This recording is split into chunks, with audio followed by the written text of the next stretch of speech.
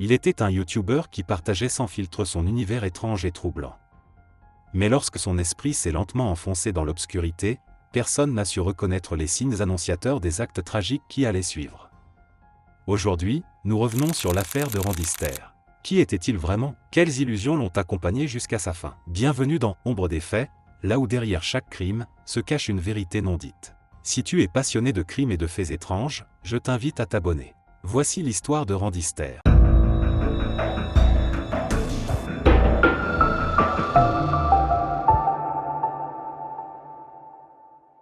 Nous sommes en Pennsylvanie, et c'est ici que se trouve la famille Stair. Randy Stair naît le 17 septembre 1992. 2 ans plus tard, il devient grand frère de Jeremy, né le 11 septembre 1994.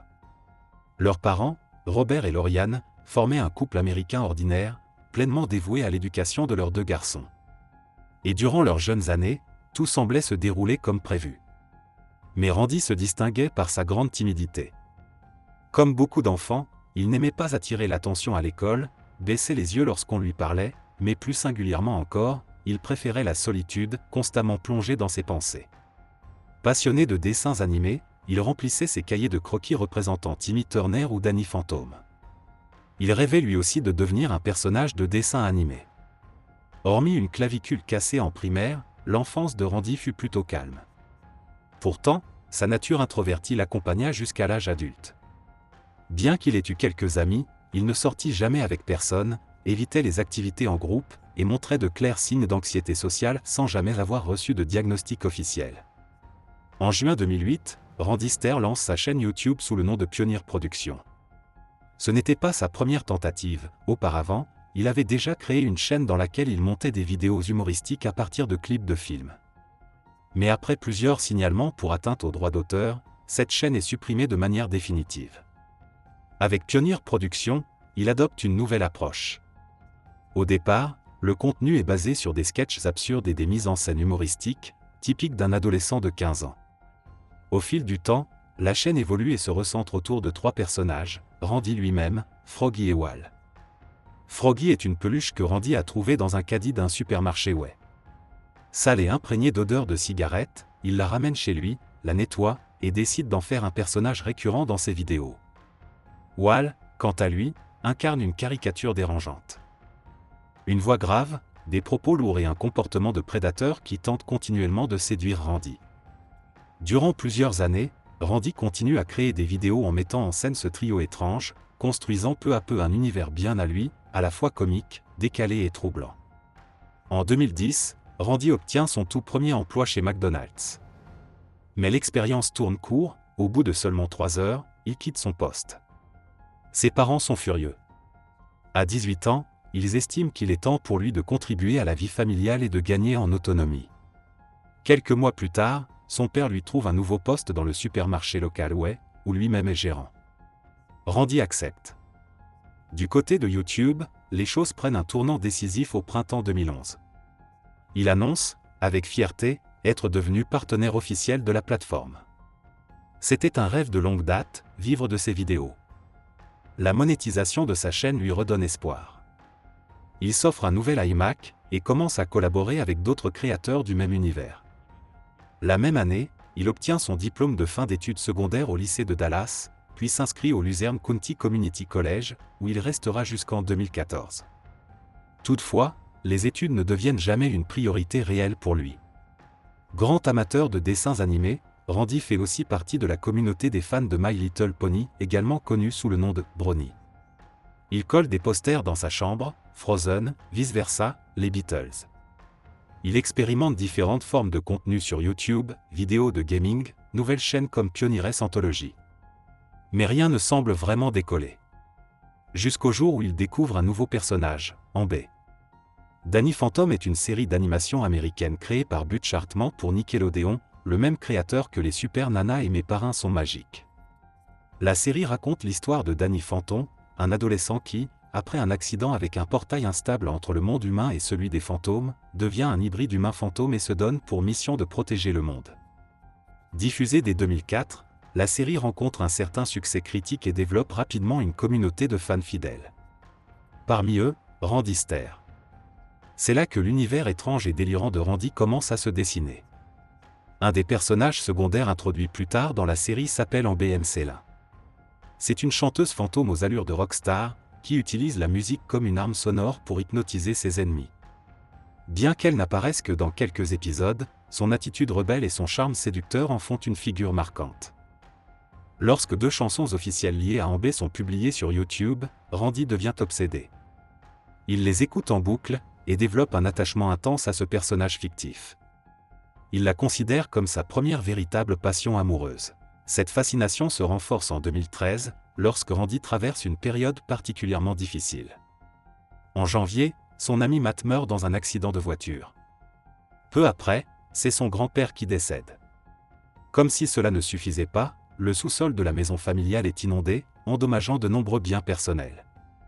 Et peu de temps après, Randy est à son tour victime d'un accident de voiture, heureusement sans blessure grave. Confronté à tant de pertes, Randy développe une curiosité morbide pour la mort. Il commence à réfléchir intensément à sa propre existence, à analyser ses pensées sombres jusqu'à en tirer une étrange forme de réconfort. Autour de lui, certains amis plaisantent en appelant Amber sa « femme imaginaire ». Mais pour Randy, ce n'est pas une blague.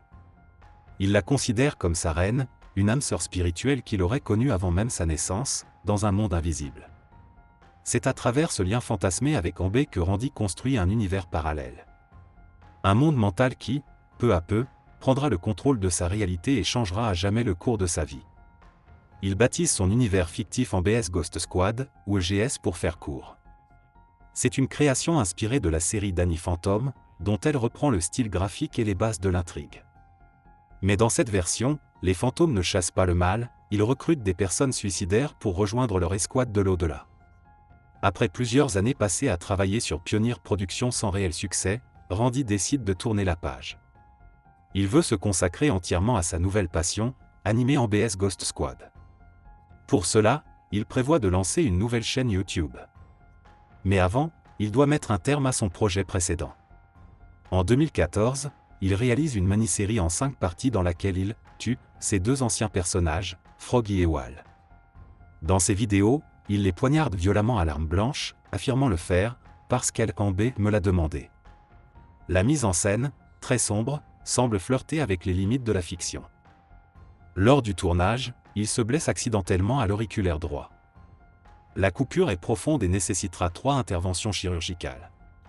Son doigt restera définitivement plié, mais pour Randy, c'est un signe positif, cela justifie désormais ses horaires de nuit au supermarché, ce qui lui laisse plus de temps pour animer en journée. Le 12 janvier 2015, Randy publie sa toute dernière vidéo sur la chaîne Pioneer Productions.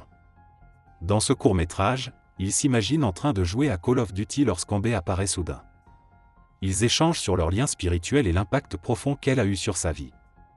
Il sort alors une boîte contenant Froggy et Wal, l'emporte à l'extérieur, et y met le feu. Une métaphore forte, symbolisant la fin de son passé. De retour chez lui, toujours dans le film, il parle une dernière fois à Amber avant de lui dire qu'il est prêt. Il mime un geste de suicide avec une arme imaginaire, et la vidéo s'achève. Dès lors, sa transition est complète. Il abandonne son identité passée et choisit un nouveau pseudonyme, Andrew Blaze. Il dira plus tard qu'il détestait son nom de naissance, Randy Ster. Nous avançons d'1 an, en janvier 2016. 12 mois après la publication de sa dernière vidéo sur Pioneer Productions, la vie de Randy Ster continue de basculer vers l'obscurité. Avec sa chaîne clôturée, il consacre tout son temps libre à l'apprentissage de l'animation et à son obsession grandissante pour Amber. Son état d'esprit s'assombrit de plus en plus. Dans une nouvelle vidéo qu'il intitule Abyss, il partage ses pensées les plus sombres sur le monde, invitant ses spectateurs à plonger dans l'abîme pour découvrir leur vraie nature. Il déclare « Regarde-toi dans le miroir. Reste là quelques instants. Est-ce que tu reconnais la personne que tu vois? Tu penses que oui. Mais je peux t'assurer que tu ne la comprends pas vraiment. » Cette vidéo illustre à quel point Randy est déjà plongé dans un délire psychotique, alimenté par la colère, le désespoir et le repli sur soi. Il affirme que ni les scientifiques ni les psychiatres ne pourraient comprendre sa réalité, car il serait « spécial ». Il mentionne aussi une femme qui l'aurait aidé à voir la voie, il s'agit, sans surprise, d'Amber. Il conclut en expliquant que les événements récents l'ont transformé et qu'il a enfin découvert sa véritable identité. Son obsession pour la mort prend alors une tournure mystique. Il considère l'au-delà comme un lieu magique où l'on peut tout faire. Selon lui, chacun possède un contrat d'âme, une mission à accomplir avant de mourir. Et sa propre mission, il en est persuadé, est de mourir pour rejoindre Ambe et les autres esprits du monde de GS. Bien qu'il soit le créateur d'AMBS Ghost Squad, Randy en vient à croire que cet univers est réel. Il est convaincu qu'il renaîtra sous forme d'esprit féminin après sa mort et qu'il intégrera l'escouade de fantômes. La dépression qui le rongeait depuis 2013 devient encore plus profonde. À ses yeux, mourir n'est plus seulement une issue, mais un destin. Pire encore, il en vient à croire que son rôle dans ce monde est de mourir pour atteindre l'autre. Malgré le fait qu'AMBS Ghost Squad ne trouve aucun écho au-delà de sa propre communauté, Randy poursuit le développement de son univers parallèle. Il pousse ses délires jusqu'à créer des comptes Twitter pour les 8 personnages principaux de l'escouade, les faisant interagir entre eux, alors qu'en réalité, c'est lui qui contrôle toutes les conversations. Il travaille sans relâche sur ses animations, pratiquement seul. Il engage seulement quelques comédiennes pour prêter leur voix aux personnages féminins, à grands frais. Plusieurs épisodes animés de GS verront le jour, reflet d'un travail acharné, mais isolé. Car malgré tous ses efforts, son projet n'attire personne. Certains fans s'inquiètent même du contenu de plus en plus violent et morbide de ses productions, mais personne ne signale son comportement aux autorités. Quand on lui demande pourquoi ses vidéos sont si sombres, il répond simplement « c'est juste moi qui joue la comédie ». Mais ce que personne ne réalise encore, c'est qu'au-delà du jeu et de la fiction, quelque chose de bien plus grave est en train de se préparer. En avril 2017, Randy Ster se filme en train de défier son propre destin. À ce stade, sa décision de mourir semble déjà arrêtée, mais la manière dont il envisage de passer à l'acte reste incertaine. Pour en décider, il s'en remet à une pièce de monnaie. Pile, il se tue seul. Face, il entraîne d'autres personnes avec lui. Il lance la pièce 3 fois. 2 piles, 2 faces, le dernier lancé décidera de tout.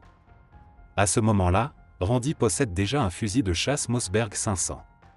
En réalité, il ne l'a pas acheté lui-même, c'est sa mère qui le lui a remis.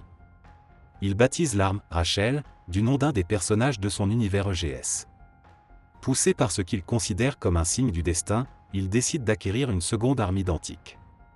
Celle-ci, il la nomme Mackenzie, une autre création de son monde fictif. Le Mossberg 500, une arme célèbre, c'est le même modèle que celui utilisé lors des tueries de Columbine.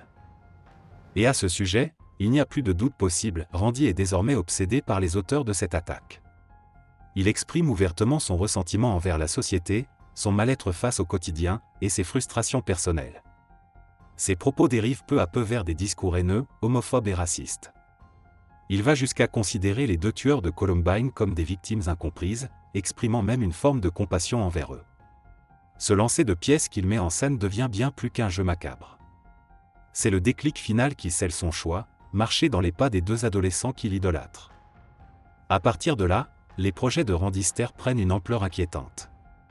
Il laisse derrière lui une série de signes de plus en plus explicites. Il publie plusieurs vidéos où on le voit tirer à la carabine sur des bouteilles d'eau dans un stand de tir. Il rédige également des journaux dans lesquels il détaille ses pensées extrémistes et ses projets les plus sombres. Il va même jusqu'à créer des t-shirts floqués de l'inscription Natural Selection, réplique de celui porté par l'un des auteurs du massacre de Columbine. Mais au-delà de ces signes évidents, d'autres indices plus subtils étaient disséminés depuis des mois. En avril 2017, il publie une illustration personnelle sur DeviantArt, une plateforme de partage artistique en ligne. Il consomme également de nombreux documentaires sur les tueurs de masse, discute activement sur des forums spécialisés et exprime publiquement son obsession pour les célèbres bandes vidéo du sous-sol de Columbine, dans lesquelles les 2 auteurs avaient consigné leurs pensées et leurs plans d'attaque. Jour après jour, indice après indice, son propre projet d'attaque visant son supermarché se précise. Il rassemble également un vaste dossier numérique contenant des vidéos dites de suicide, hébergées sur la plateforme Mediafire. Dans ces enregistrements, il partage sa haine du monde, ses frustrations, ses intentions, plus de 10 heures de vidéos, enregistrées en moins de 2 semaines.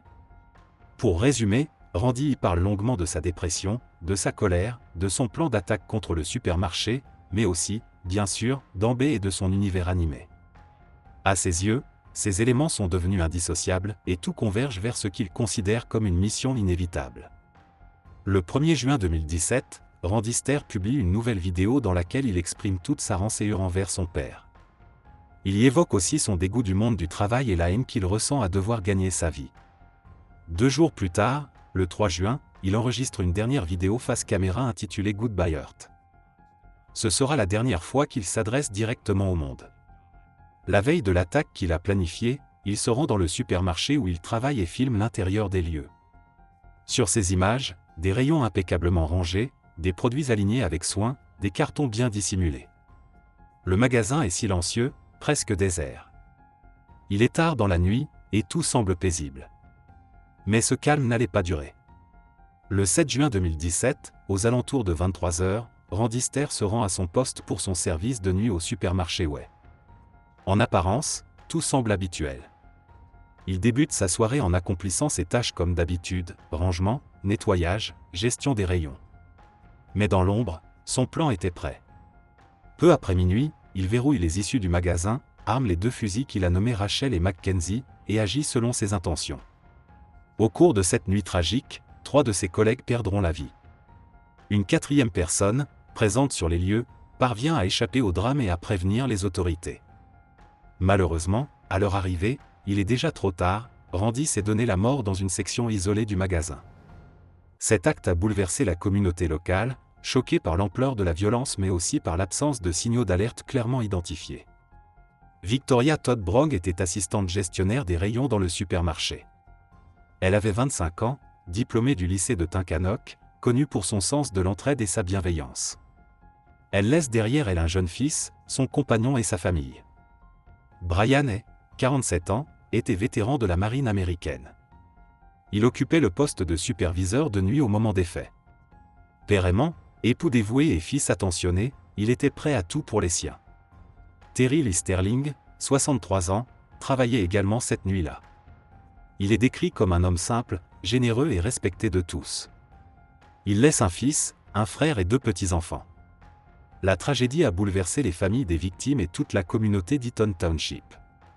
Les semaines qui suivirent furent marquées par le deuil, la douleur et le silence. Mais grâce à la solidarité des habitants et au courage des survivants, le supermarché Way parvint à rouvrir ses portes un mois plus tard. On apprendra par la suite que peu avant l'attaque, Randy avait envoyé un email à une dizaine de ses proches. Dans ce message, il annonçait que lorsqu'il le lirait, il serait déjà mort. Il partageait ses regrets, disait avoir échoué à accomplir ce qu'il s'était fixé dans la vie, et affirmait vouloir rejoindre Amber et les membres de son univers dans l'au-delà. Randy pensait que son acte marquerait l'histoire. Mais contrairement à ses attentes, les médias ne relayèrent que brièvement l'affaire. Elle passa presque inaperçue dans l'actualité nationale. Bien que psychotique et clairement détaché de la réalité, Randy Stair avait pleinement conscience de ce qu'il faisait. Il croyait qu'il rejoindrait son univers imaginaire dans l'au-delà, mais il savait aussi que ses actes auraient des conséquences irréversibles. Le simple fait qu'il ait planifié l'attaque de ses collègues pendant des semaines, et qu'il ait justifié ses choix dans des journaux vidéo, montre une absence totale d'empathie. Randy était un individu en proie à l'illusion, narcissique, détaché, instable, mais par-dessus tout, il avait besoin d'aide. Une aide qu'il n'a jamais reçue. Au final, ce sont les familles de ces 3 victimes qui en ont payé le prix. Victoria Brong, Brian et Terry Sterling, 3 collègues sans histoire, tués sans aucune justification. Leurs destins ont été scellés au hasard d'un lancer de pièces. Ce qui rend cette tragédie encore plus insupportable, ce sont les signes qui l'ont précédée. Des messages inquiétants, des vidéos dérangeantes, des comportements préoccupants. Autant d'alertes qui auraient pu faire la différence si elles avaient été prises au sérieux. C'est dans cet état d'esprit que se conclut cette affaire. Merci de l'avoir suivi. Une fois encore, n'oubliez pas de vous abonner et de laisser un commentaire.